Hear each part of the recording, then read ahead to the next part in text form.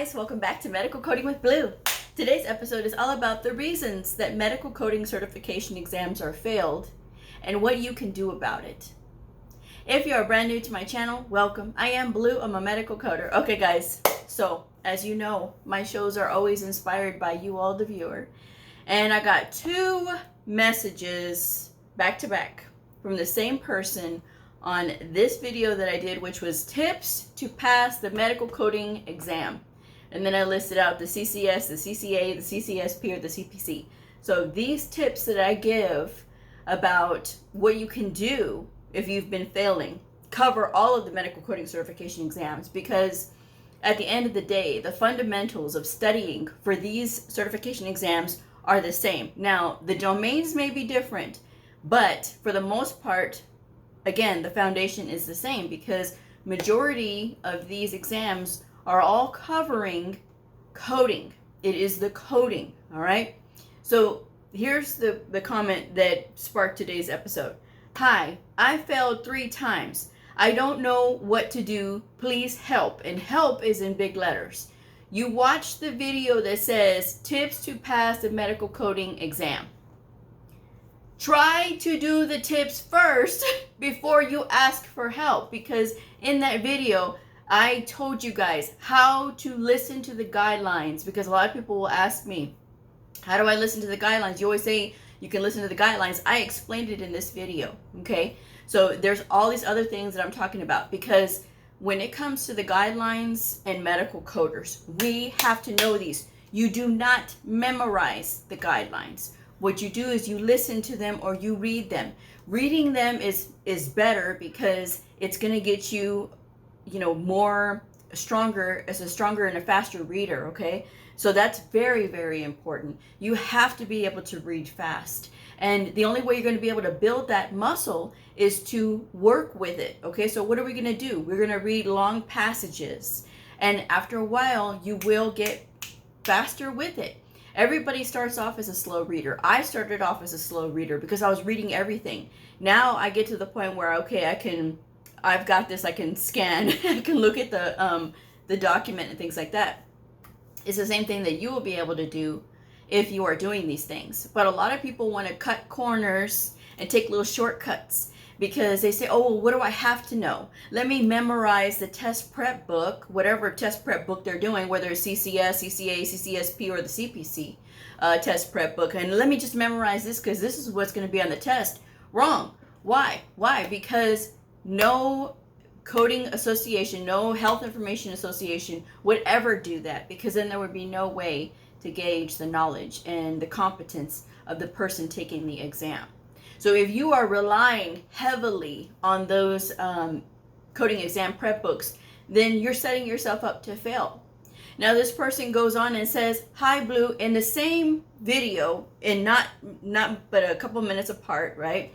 Hi Blue, B-L-U-E, which you guys know I can't stand. My name is Blue, B-L-E-U, not B-L-U-E, B-L-E-U. There is a difference in the spelling. And why do I make such a big deal about the spelling? And some people may say, oh, it's just, it's my phone or whatever. No. Guys, let me tell you the reason that this is such a big deal. Because we work with letters and numbers as medical coders. The second you transpose letters or numbers is the second those codes that you're trying to submit can be wrong. It is the second that you go and you misspell a provider's name, and then you're begging to get fussed at, because they're not going to tolerate that. Now, my name is just 4 letters. 4. And you can look at what you're sending. Now, when I send a message or something like that, or when I comment, I always look at it. And sometimes, yes, some things get past me, but I always make an effort to go back and change it. This person did not. So that's the thing, guys. You have to pay attention to detail. That's the problem. If you have failed the medical coding certification exam more than 2 or 3 times, 4 times, 5 times, it's because of your lack of attention to detail. This is not to put you down. It's so that you understand that there's probably a lack of attention to detail and you're trying to rush, because nobody should be failing it 3 times if you are using the study tips that I give on my channel all the time. And these tips work. How do I know that they work? Because I've taken 3 certification exams with AHIMA and passed them all on the first try. And not only that, I've helped many students, and some students I will never know because they will never ever tell me. But I have helped many students who have used my independent study, they've used my tips, they've used all the videos that I have about medical coding, they've used them to help them to learn medical coding, and they've been successful at it. So I know a little bit about what I'm talking about. And if this person wasn't in such a rush and saying, continuing on, say, how can I contact you, please? I have said this in all my videos. The contact, you can contact me, email or whatever. It's in the description box below. It's always going to be in the description box below. You can go to the landing page for Medical Coding with Bleu, and it'll say like contact creator or something like that. And then my email address is there. You can contact me through Instagram, through Facebook, through LinkedIn. I have all of these platforms, social media platforms. I'm not going to sit here and answer this question every single time. I won't do it. I won't. And it's just such a panicky post from this person, like, oh, how can I get in touch with you? Did you even do the tips on how to pass? Did you even watch any of the other videos? Have you even tried to do these things? Because if you haven't and you're expecting me to tell you, again, that's where things can go wrong. And it's not just the fact that, oh, well, I went through a fast-paced coding program and they said that I should be able to pass this test. And they taught me how to do process of elimination. Now, I hear that and it disgusts me. Why? Because when you're taking a medical coding certification exam, this is saying that I want to display my competence to get into this field. Yes, you're not going to learn everything in school. Yes, you will be constantly learning still, even when you are a little over a decade plus into your career like me. And when you have to look back on all the things that you've learned, this is a constant learning field. We have to know what doctors know while never having gone to medical school. That is how serious this is. But some of y'all do not take it seriously. You think you can go and memorize just a few things and, oh, just look up the codes. It's not just about looking up the codes. You have to understand why and which codes you're supposed to be looking up. Because if you're reading the guidelines, it will tell you, oh, in this situation, you're going to pick up these codes. Or if you are coding for sepsis, or if you're coding for mother-baby, or if you're coding for accidents or anything like that, it'll give you a breakdown. It'll tell you. And if you're using the Optum books, right? The Optum ICD-10 CM Expert for Physicians is the one that I recommend. If you're using that book, it gives you a breakdown, and it also goes over little scenarios in the book. And if you're looking at your book and you're practicing with your book enough, then you'll be able to see that. If you are studying 20 hours per week, and I don't want to hear excuses about, oh, well, no, I have a full-time job and I got a family. People have written me before saying, Bleu, I do have a full-time job.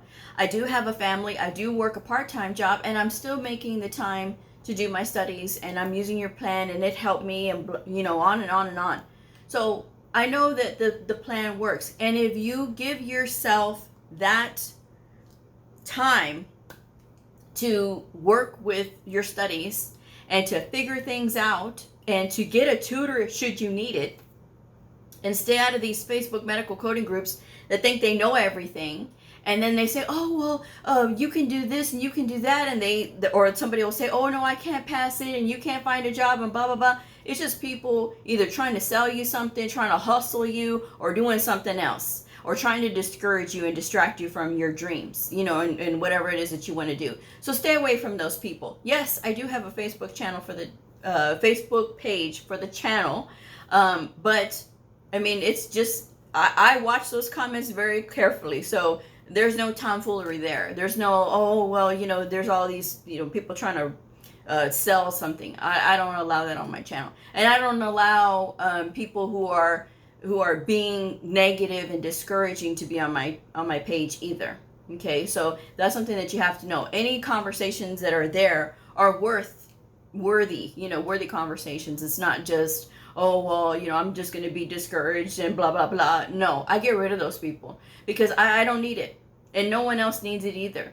Because if you are putting your energy towards the studies, which you should be doing, 20 hours per week, that's 3.5 hours per day. And it's not 3.5 hours in one sitting. It is 1 hour, 30 minutes, 30 minutes, 30 minutes. And then, you got your time. All right. However much it needs to go. Because I always, break it down. Maybe one more half hour. So it's 3.5 hours. So it's half an hour in the morning, half an hour at lunch, half an hour on your way home. You could be listening to something. If you're at work, you could be looking at flashcards. You could be watching YouTube videos about medical terminology if that's where you're, having problems, right? Because a lot of people have problems with medical terminology. Oh, it's so much, I don't want to learn it. You're gonna be your career field, right? You need to learn it, and you're learning your prefixes, your suffixes, and your root words instead of whole words. Because once you learn your prefixes, your suffixes, and your root words, then you're going to be able to piece words together, and it's going to make reading medical terminology a lot easier. And again, these things take time to do. So you spending those half an hour here, half an hour there, another half an hour on the way home, listening to something, right? That's your part of your study time. And then when you get home, right, you study for 1 hour, you work with the workbooks. The workbooks that I recommend are in the description box below. I've said it 57,000 times already, but they're all there, right? The ICD-10 CM and ICD-10 PCS Coding Handbook with the Answers by Nellie Leon Chisin. Work through that one, even if you're taking an outpatient coding exam, because that covers everything you need to know about the diagnosis coding. You can just skip the PCS questions, okay? Because there's great scenarios in the back as well. And then the CPC study guide. Now, the CPC study guide, even if you're taking the CCA or CCS or CCSP, why? Because it covers outpatient coding, and I think AAPC did a fantastic job with that book. I'm certified with the HEMA, and I still recommend that book. So if you take those two books and you work through those and get your practice in 1 hour, that's 3.5 hours you did in one day. You see how easy that was? Half an hour, 1 hour, 1 hour. And 1 hour that you work, you take a break, 10, 15 minutes, 30 minutes if you need to, come back and then do another hour and you're done. 3.5 hours a day for 5 straight days is 17.5 hours. And then you have 2.5 hours on a Saturday or Sunday to study. And it is sufficient time. It's not going to burn you out. It's the people that try to study in long stretches of time, and they try to push themselves to learn and memorize and do all these things. Of course your brain's going to shut down, and of course you're going to fail again, because you're not giving yourself the opportunity to learn it. If you do it this way, like I'm telling you all to do it, you will learn it.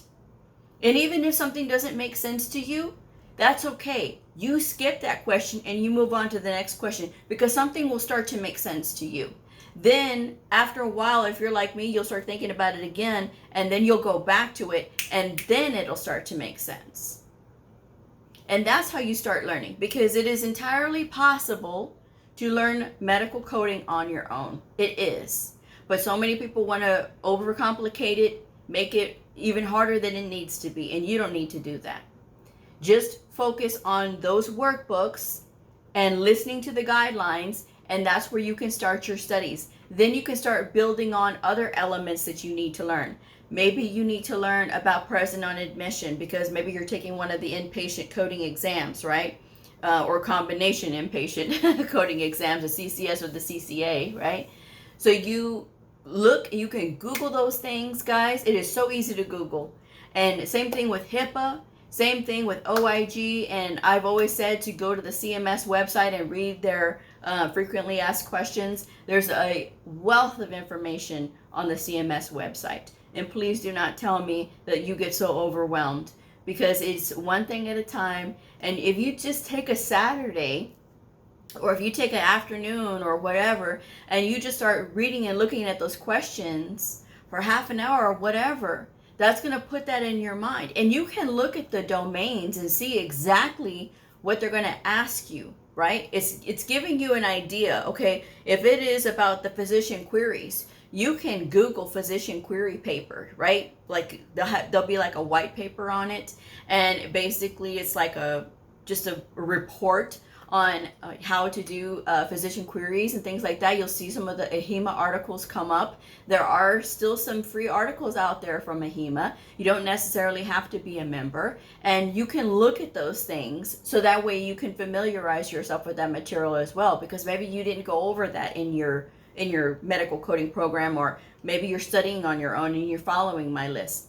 And again, that independent study list, it has literally everything on it that you could ever possibly need. But you all still need to be doing your research, because sometimes I've tried to go back on the independent study list, right, and update it, but some of those links, as far as like it's a couple of years old. And if you know that, okay, well, if it says 2021, I know this is 2024, let me look for the 2024 edition. Or if it's a couple of years old and it's a workbook, it's okay, you can still use it, because it'll save you some money, okay? Because it's got the same things in it. Like 85% of that book is still the same as the current yearbook, okay? Just some of the codes have updated. But the coding guidelines are free. The current coding guidelines, they're free on the CMS website. You can Google ICD-10 CM Coding Guidelines 2024. The CMS PDF will pop right up. And if you watch that video, Tips to Pass a Medical Coding Exam, you can look through my videos. If you look through there, then you can hear me explain how to listen to the guidelines, okay? But I do strongly recommend that you read the guidelines, because reading the guidelines will help you to develop to be a faster reader. And that, at the end of the day, friends, is going to be the name of the game. How quickly can you get through these scenarios? How quickly can you read? Because if you're taking an AHIMA exam, it is 2 minutes, roughly 2 minutes per question. AAPC is 2 minutes, 40 seconds per question. So that's something that you have to keep in mind. Not every question is going to take you 2 whole minutes if you're taking an AHIMA exam. But if you learn to look at what you're looking at and you've been practicing with your book enough, you're going to do all right. And if you don't have those silly tabs all over your book, if you have those silly tabs on your book, you need to take them off. Why? Because when I see people who have tabs on their books, and of course I'm going to upset somebody and somebody's going to smash that dislike button, I really don't care. The thing about it is, when I see people who have a lot of tabs on their books, is because you are not using the book like you're supposed to. Yes, I've done the demonstration on how to tab the CPT manual, because I get requests constantly for it. And if I don't respond to it, I get even more. So I did it, right? I did it. But I also said in that video, I don't recommend it. I do not recommend it, because you don't need it. If you are working with your book like you're supposed to, the tabs will get in your way. You will end up tearing your pages. And guess what? You can't have tape. You can't have staples. You can't have none of that on your book. Okay? So don't even start doing that. Use a clean book. I have always used clean books. On all 3 of my exams, I have always had clean books going in there. There's no writing. You're not going to have time to read your notes. You're not going to have time to read your notes. All this highlighting and circling is ridiculous too. I had somebody who said, "Oh, Blue, I watch your show all the time." I know she does, because she commented all the time before. And she said, "Well, I know you said, don't circle, but my tutor said that I should circle. What should I do?" Please don't write me. Don't write me. Don't. Because what did I just say? Don't circle. Because if you don't have the wherewithal to say, okay, well, I see the parent code, there's a little indentation, and then there's a child code, right? Parent code, child code. You don't see the little indentation? You need a circle? Really? Okay? And for people who say, well, Blue, that's how I learned. These medical coding manuals are not workbooks. They are manuals. They are meant to be looked at for reference. All right? So that's just what I'm going to say. But this is the same cadence I've had from that video and all the other videos where I talk about tips to pass the medical coding certification exams. Is that you have to study 20 hours per week. You have to be listening or reading the ICD-10 CM coding guidelines once per week while you're in your study time, whether it is 90 days or maybe you've been going through your program and you're saying, okay, well, I need to step it up because I don't feel like I'm learning anything. Well, that's what you need to do. Start incorporating that into your week. And if it takes you a couple weeks the first time to read those guidelines, that's okay. It does that to everybody. The first time I did it for myself, it took me almost 3 weeks to get through the whole thing because I hadn't been through the whole thing in a while. And so once I started to do it, I got faster. And by the time you know it, it'll take you a quarter of the time that it took you originally to get through it, because you've gotten that much quicker at it. You'll be more familiar with the books. Now, you can go back and you can watch, because I literally just did videos, I think it was last week, about the breakdown of the books and how to study with those books. And the views on them, we need to kind of bring those views up, because it's, you guys wanted a demonstration on these books and I gave it to you. So start watching the videos. I'm just saying. And for those of you who are still saying, well, Blue, I'm so lost. There are lots and lots of tutors out there, guys. I am a tutor myself. However, my calendar is currently completely booked all the way till the end of August. So I will be accepting new clients in September. You can book with me for September spots beginning in August, all right? But right now, my calendar is closed because I am completely booked. So that's something that you all need to know. And that goes for tutoring, professional coaching, and resume writing. I am completely booked. So that's where we are. But look on LinkedIn. If you need a tutor so badly, there's people on LinkedIn. You can just put out a post and say, I'm a new medical coding student and I am having some trouble with some of the concepts in coding. Does anybody know any good medical coding tutors? And you'll see a lot of recommendations go through. Okay, so just letting you know that is an option. All right, but again, I'm not going to be available until September. All right. So with that said, continue to study, guys, and do not take. Here's what I'm going to close this out with. Do not schedule yourself for that exam until you feel more confident working with the book. Yes, there's going to be well, am I ready? Am I not ready? But if you have been consistently studying for 20 hours per week for at least 3 months after you've completed your medical coding program, don't go no further than that. Okay, guys? But if you are on your second or third attempt, stop taking it back to back to back. Okay? Somebody said that they were taking it every week for the last 2 months. That's how many times they've taken the exam. No, you should not be trying to just gamble just to see if you could pass the test. You wait, and if you have failed the exam 2 or 3 times like that person did, wait 90 days, study consistently 20 hours per week, and take it seriously. Get through those 2 workbooks that I recommend, and look at the other things that you know that you're struggling with, like HIPAA or any of those other things. Go through those things during that time and then see how you feel. And then trust me, if you are getting more disciplined, you will see that you will be more ready and more confident the next attempt that you go on. But stop trying to gamble and say, oh, a pass is a pass is a pass. Let me say that, okay, well, I only passed it by a couple points, but that's okay, it's still a pass. No, you need work. And don't do that to yourself, because the more you fail this test, the more you keep gambling, the more you fail it, the more you're going to get down on yourself, the harder it's going to be for you to get out of it. So take it seriously and wait in between for your attempts. Don't wait so long like it's a whole year or 2 years. Don't do that. You can, if you're consistently on it, 90 days should be good. If you need a little bit more time, you need a little bit more time. But don't keep, delaying it.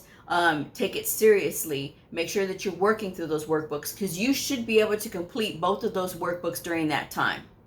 If you are consistent with it, you should be able to complete them both during that time. And trust me, if you've been going through and you've been practicing looking up those codes and listening to the guidelines and going over anatomy things and HIPAA things, oh, you will be ready. And you will be a heck of a lot more confident walking into that room than you are, oh, well, I'm just going to try and see if I do this and try and see if I do that and just try to see if I can pass. Oh, well, Blue, I'm a nervous test taker. Nervousness has nothing to do with it. Preparedness will get rid of that nervousness. Let me say that again. Preparedness will get rid of nervousness. You should not be nervous, especially if you've taken the exam multiple times already. You should not be nervous. You know what to expect walking in. The only difference between you being that person who keeps walking in, going in, trying to pass a test, and you being the person who's listening to me, hello, listening to my advice about how to study and what you can do to better yourself and prepare yourself. The difference between that person and that person is this person who's been studying consistently has a heck of a lot better shot at passing than the person who's just gambling. I'm just saying. With that said, I'm going to wrap this one up. But study. There is no excuse. There is no substitute for study. Because the more you study and the more you go over these questions and the more you go over these scenarios, the faster you'll get, the better you'll get, and the more confident that you'll get. And when you walk into that room, you'll be ready. Okay? This is my advice anyway. So with that said, I'm going to wrap this one up. Thank you guys so much for joining me. If this tough love video helped you, please like, subscribe, and share, and I'll see y'all next time. Bye.